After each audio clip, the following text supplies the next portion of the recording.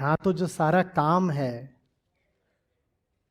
वही सड़ी गली इमारतों को गिराने का और मलबा साफ करने का है। उसमें विध्वंस तो होगा ही ना, चोट तो लगेगी ही ना। और चोट नहीं सह सकते तो जवान काहे के लिए हो। बार बार मैं बोला करता हूँ कि मुझे युवाओं से बात करनी है, और कुछ अगर बुजुर्ग बूढ़े लोग भी आ जाते हैं मैं उनसे कहता हूँ दिल से तो जवान हो ना, तभी मुझे सुनना। क्योंकि जो हम काम करने जा रहे हैं वो कमज़ोरों के लिए नहीं है, ज़िंदगी ही कमज़ोरों के लिए नहीं है। तो सबसे ऊंचा काम है वो कमज़ोर लोगों के लिए कैसे हो सकता है।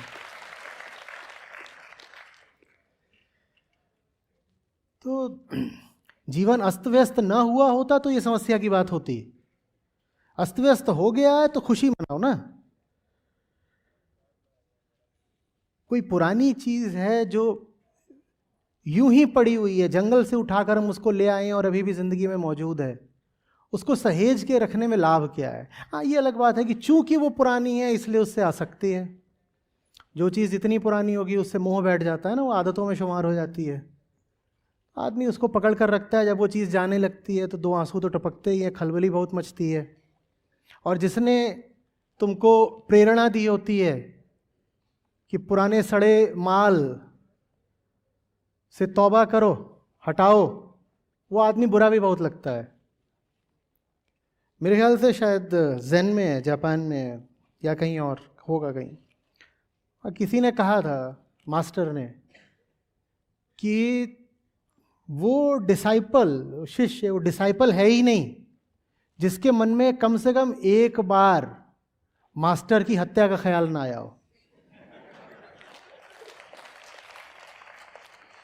क्योंकि अगर तुम पर सही में काम हो रहा है तो वो जो काम है ना जो तुम पर हो रहा है वो सर्जरी जैसा है, शल्य क्रिया, जिसमें सीधे दिल पर छुरी चलाई जाती है। तो उसमें तुमको गुस्सा आएगा नहीं, तो उसमें ये हो कैसे जाएगा कि तुमको गुस्सा आएगा नहीं, या कि भीतर सब छितर बितर होगा नहीं। वो तो होना ही होना है।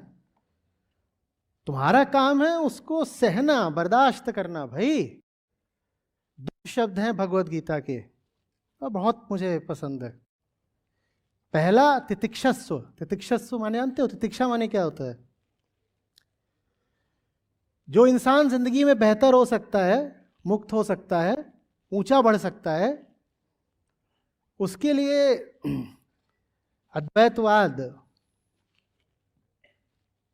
के आचार्य शंकर, भारत के अग्रणी चिंतक, उन्होंने 4 शर्तें रखी थी। उन 4 शर्तों को कहते हैं साधन चतुष्टय। ठीक है? उस साधन चतुष्टय में एक शर्त होती है षड संपत। षड संपत मतलब 6 तरीके की संपदा, माने कि 6 गुण। उनमें से एक होता है तितिक्षा। तितिक्षा माने होता है सहने की काबिलियत, झेल पाने का दम। अपनी भाषा में कहे तो सह जाने का जिगरा। जिसके पास वो नहीं है उसके लिए मैं कह रहा हूं जीवन ही नहीं है, मुक्ति तो बहुत दूर की बात है। ऐसा इंसान क्या जिएगा। और जो दूसरा शब्द है गीता का जो मुझे बहुत पसंद है, और ये दोनों एक साथ चलते हैं। पहला हमने कहा तितिक्षस्व, दूसरा युद्धस्व। भिड़े रहो, पीछे नहीं हटना है, पीछे नहीं हटना है। और इसीलिए गीता का इतना महत्व और इतना ऊंचा स्थान है। नहीं तो अब वेदांत के साथ ही हूं, पूरा उसी में आप्लावित हूं। मैं जानता हूं कि अगर बिल्कुल दर्शन के तल पर शुद्धता की बात करोगे तो गीता से आगे भी 2-4 ग्रंथ हैं।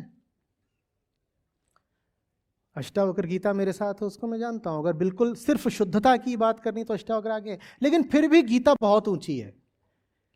इसलिए ऊंची है क्योंकि उसमें जो बात कही जा रही है ना, वो इंसान से, इंसान के जीवन के संदर्भ में और जीवन की रणभूमि पर कही जा रही है। और कहा जा रहा है खून बहाओ, खून बहाओ, वो भी किसका? अपना ही खून बहाओ।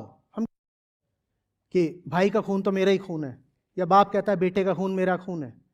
तो अर्जुन से कहा जा रहा है अपने ही खून बहाओ, क्योंकि वो जितने हैं सामने वो भी सब तुम्हारा ही तो खून है, और तुम्हारा अपना जो खून बहेगा वो तो है ही तुम्हारा। खून बहाने का दम नहीं तो इंसान कहलाने की कोशिश क्यों? एक खून होता है जो शरीर से बहता है, वो बहाने की भी जो नौबत आए तो पीछे नहीं हटना चाहिए, तितिक्षस्व। और एक खून होता है जो मन के टूटने पर बहता है, उससे भी पीछे नहीं हटना चाहिए।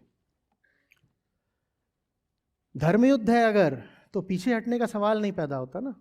सारी गीता ही यही है। अर्जुन कह रहे हैं मैं नहीं लड़ सकता भाई, मुझे जाने दीजिए। तो कह रहे हैं धर्म युद्ध है, तुम पीछे हट नहीं सकते, जाने का क्या सवाल है?